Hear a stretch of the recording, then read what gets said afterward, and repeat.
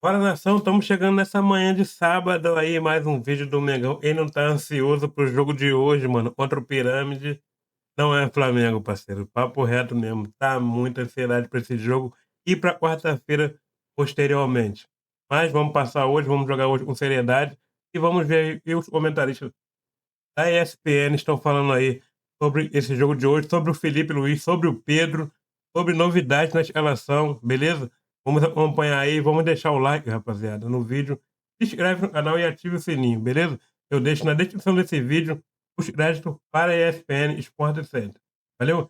Esse é Júnior Mengo, vamos ao vídeo aí. Se enfrentam nesse sábado no estádio Ahmad Bin Ali e o técnico Yurtich do Pirâmides mandou um recado. Sabe que o Flamengo é grande, maior que o Pirâmides, mas respeitem o time egípcio, nós sabemos jogar futebol e vocês vão ver. Obrigado, Senise. Pedro está voltando, hein? Será? Nesse sábado? Em 37 jogos, desde que ele retornou da lesão em abril. Conseguiu 15 gols nesse período. O segundo artilheiro do Flamengo. 7 assistências, o segundo garçom. 84 minutos para participar de um gol. 36 finalizações certas e 37 grandes chances. É o primeiro colocado nesse quesito. Muito bem, a gente daqui a pouco também pode falar do time provável. Eu imagino Cebolinha entrando na esquerda, ele entrou bem no jogo contra o Cruz Azul, né? E parece que vem pedindo passagem no lugar ali do Samuel Lino. Você acha que vai ter essa modificação? Pedro é mais improvável, né, Berner? Eu acho o seguinte, o Felipe tem uma decisão bem difícil a tomar, porque ele está com uma situação muito óbvia para mim, que pelo menos para quem gosta e conhece futebol de campo, não é nem discutível. Ele foi à Copa Intercontinental para ganhar o campeonato. E ele sabe que vários jogadores estão arrebentados fisicamente depois da temporada com mais de 70 jogos de sucesso, independentemente do que vai acontecer agora na Copa Intercontinental. Se ele chegar com o time arrebentado contra o PSG, acabou. Então ele não pode colocar todos os jogadores que ele gostaria nessa partida, senão o time começaria com a equipe que, por exemplo, iniciou a decisão da Libertadores. Eu não tenho a menor dúvida disso, tá?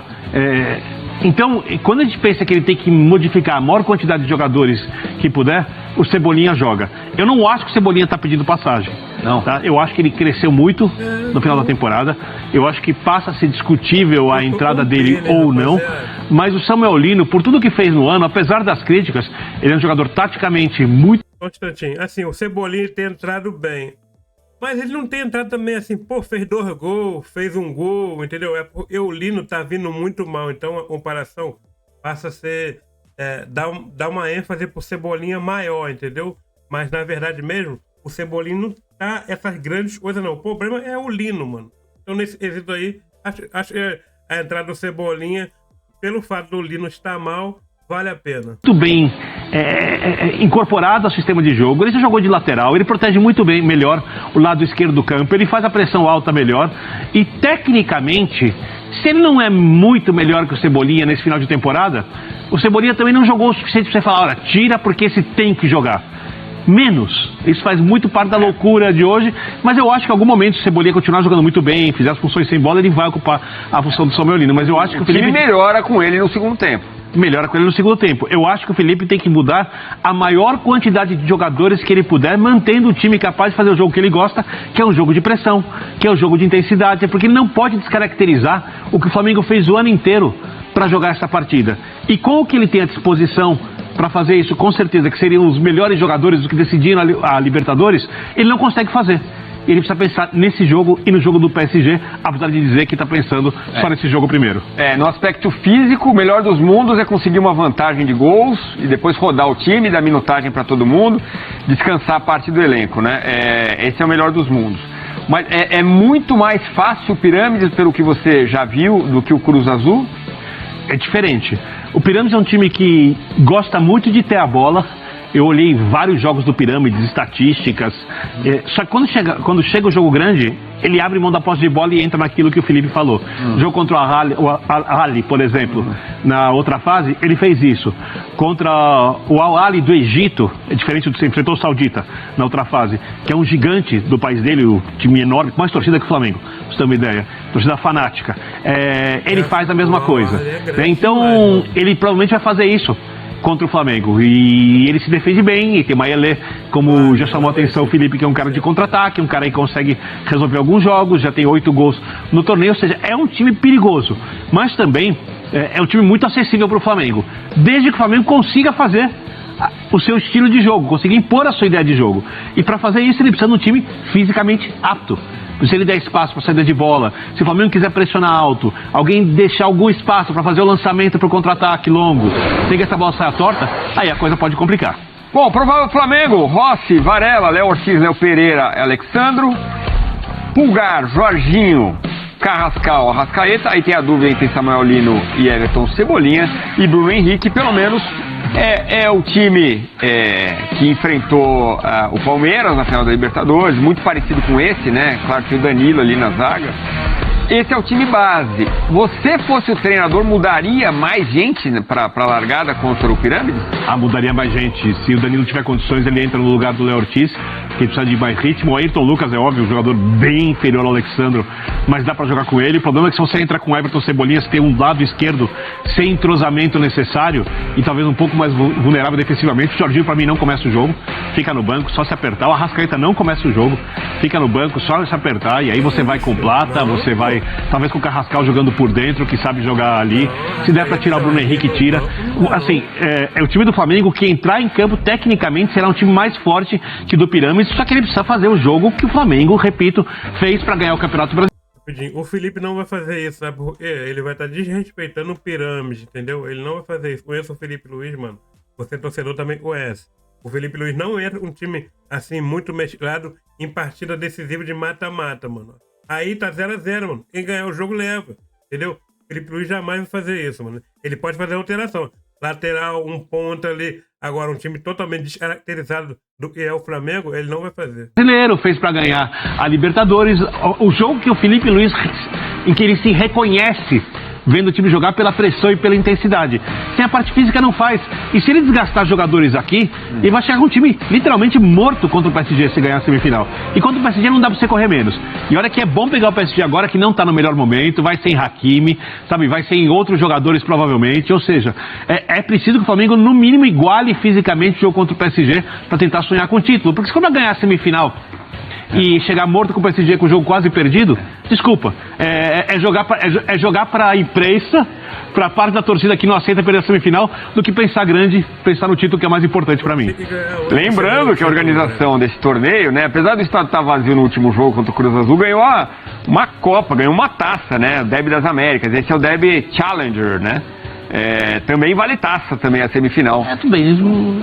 Vamos em frente. E com o PSG tem uma pegadinha. Muita gente diz que o PSG não vai ligar muito pro campeonato. Eu discordo. É óbvio que o PSG não vai conseguir se mobilizar como se mobilizou no 5-0 contra a Inter na final da Champions. É outro mundo. Contra o Liverpool. Mas todo mundo gosta de ter o Pet campeão mundial no... E aonde é o jogo? Que país? No Catar. Quem manda no PSG? O Sheik...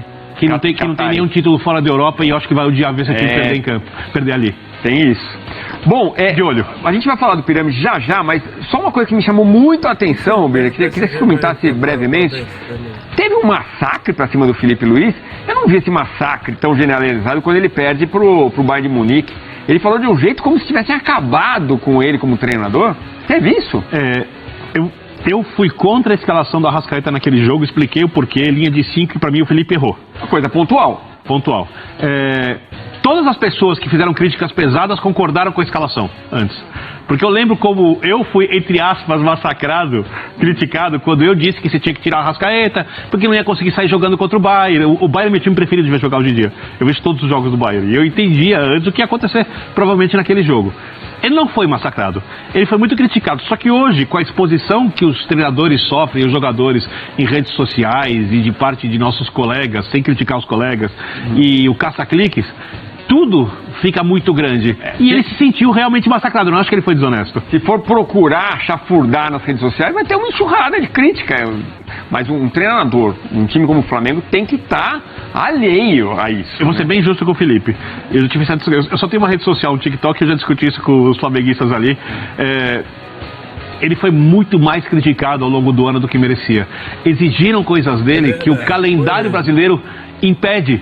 Se você trouxesse o Guardiola, o Klopp e mais qualquer outro técnico fazer uma comissão técnica, eles chegassem a acordos perfeitos, não conseguiriam fazer o que a torcida queria olhando o elenco do Flamengo. Então, eu entendo porque o Felipe está um pouco reativo. Eu imagino que depois de 70 e poucos jogos, nesse nível de pressão e de nível de comprometimento dele, ele também deve estar mentalmente esgotado no limite e por isso fez esse pequeno exagero na entrevista. E é engraçado que me remete ao Abel Ferreira, quando tem aquela mágoa, ali no caso com os torcedores que ofenderam ele, os torcedores do Palmeiras, mas aquela coisa guardada, né, para usar alguns meses depois.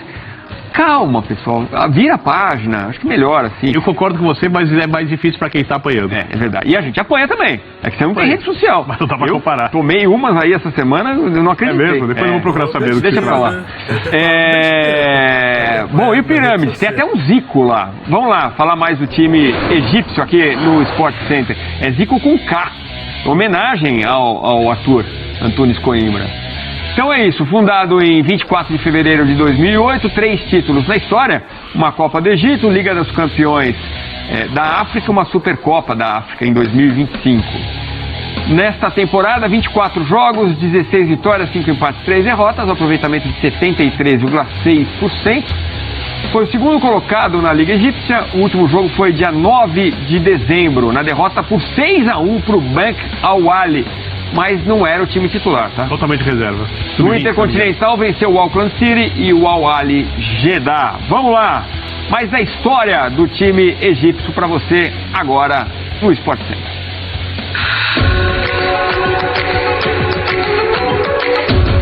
O Flamengo enfrenta o Pirâmides neste sábado e a expectativa é de um público melhor no estádio Ahmad Bin Ali. Contra o Cruz Azul, apenas 7.108 torcedores. O Catar tem uma população de aproximadamente 3 milhões de pessoas. A comunidade egípcia corresponde a mais de 10%, entre 300 e 350 mil pessoas. Os dois países não fazem fronteira, já tiveram crises diplomáticas, mas são grandes parceiros no Oriente Médio.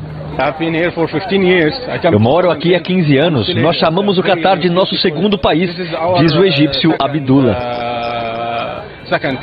Este é o Layali Al-Kahira, ou traduzindo, As Noites do Cairo, famoso restaurante egípcio no centro de Doha. Abdullah está com o primo dele, que viveu mais de 2 décadas no Catar, mas voltou para o Egito. Ismail acabou de chegar depois de 5 anos sem visitar o Catar. Veio para ver o jogo entre Flamengo e Pirâmides. O clube tem um projeto ambicioso, está investindo bastante, não à toa ganhou a Champions League africana, diz Ismail, que na verdade torce para o Al-Ahly. O Pirâmides tem apenas 17 anos de história, fundada em 2008 com outro nome em outra cidade. Em 2018, o milionário saudita Turki Al-Sheikh comprou o clube, trocou o nome e o levou para o Cairo. Um ano depois, ele vendeu o Pirâmides para o saudita Saleh Al-Shamsi, que passou a investir pesado no time. Nesta temporada, trouxe o brasileiro Everton, que estava na Tchequia por 2 milhões e 800 mil euros. Muita gente não gosta do Pirâmides porque é um time privado, com dono. Clubes como o Al-Ahly, Zamalek e Ismaili têm muito mais torcedores, explica Abdullah, que vai torcer para o Flamengo. Ele citou os 3 clubes do Egito com maiores torcidas. Segundo ele, se fosse qualquer um desses jogando no sábado, Doha estaria tomada por fanáticos e barulhentos torcedores. Mas como é o Pirâmides, a tendência é ter menos gente. Já eu não torço para o Pirâmides, mas gosto do time porque eles jogam bonito, que nem o Flamengo. E tem o Fiston Mayele, atacante do Congo, alto, forte, habilidoso e que faz muito gol. Ismail avisa, não menosprezem os egípcios. Somos menos famosos, mas sabemos jogar bola. E aí, galera, curtiu o vídeo? Deixe seu like, se inscreva no canal, mano. Vamos saber aí se o Flamengo vai entrar mesmo um time mudado aí para esse jogo. Acredito que sim, pelo menos 2 jogadores ali, lateral esquerda e um atacante ali, um ponta ali, poderá ser a mudança. Acho que o Pedro não joga ainda, mas vamos ficar no aguardo aí, né. Quarta-feira tem um jogo muito importante em jogar hoje vai ser muito relevante saber se vai entrar ou não quarta-feira, como vai ser o time contra o PSG, passando hoje pelo Pirâmide, beleza? Tamo junto, esse é Júnior Romego, trazendo sempre vídeos do Flamengo para vocês aqui. É nóis.